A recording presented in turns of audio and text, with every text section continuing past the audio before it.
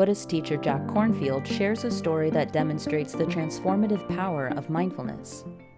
Let me tell you a story.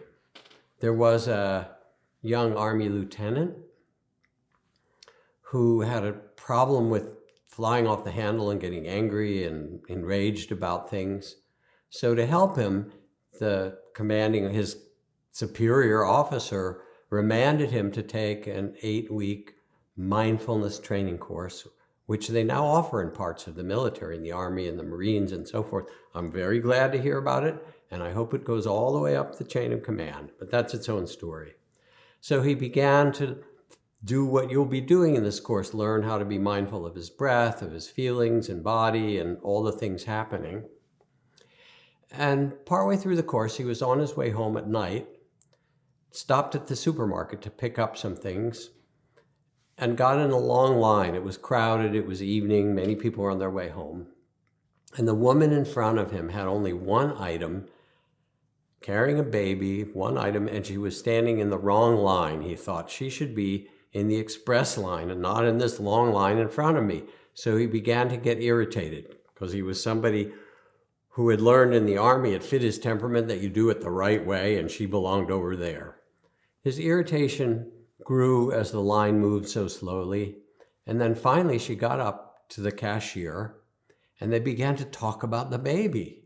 He thought, wait, this is a line of people, move it along. And then she handed the baby to the cashier to kind of coo over, as one does with babies. And he just went ballistic inside, really angry, so unthoughtful of these people. But because he'd been training in mindfulness and compassion, he could feel the pain in his body from his attachment to his view about how it had supposed to be, to his thoughts and his feelings. So he did what he'd learned. He took some breaths, he stepped back inside, and he let himself calm down. Enough so that when he got up to the cashier, he said, that was kind of a cute little kid that you were holding back there. I noticed when I was standing here. And her eyes brightened. He said, oh, did you like him? He's my boy. The man stepped back. She said, yeah, my husband was in the military like you. Still wearing his uniform, this fellow was. She said, but he was killed in the Middle East last year. So now I have to work full time, and my mom takes care of our baby, and she just tries to bring him in once a day so I can see him.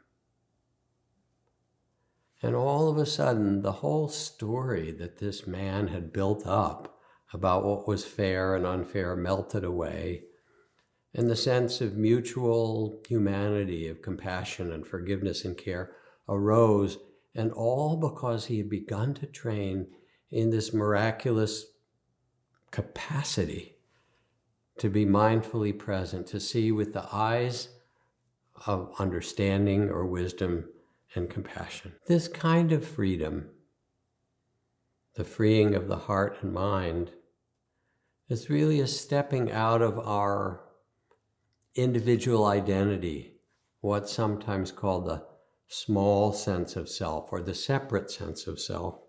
Sometimes it's even called the body of fear, the way we feel ourselves vulnerable, which we are as a separate organism, to the world around us.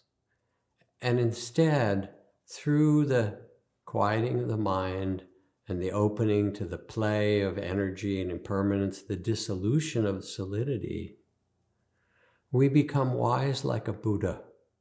We rest in stillness with the ever-changing world, praise and blame, and light and dark, and joy and sorrow, and gain and loss coming and going. And we become the wise, loving, compassionate witness to it all, to what our human life offers, our human incarnation, and how we can hold it from a place of stillness and tenderness, of caring and inner freedom.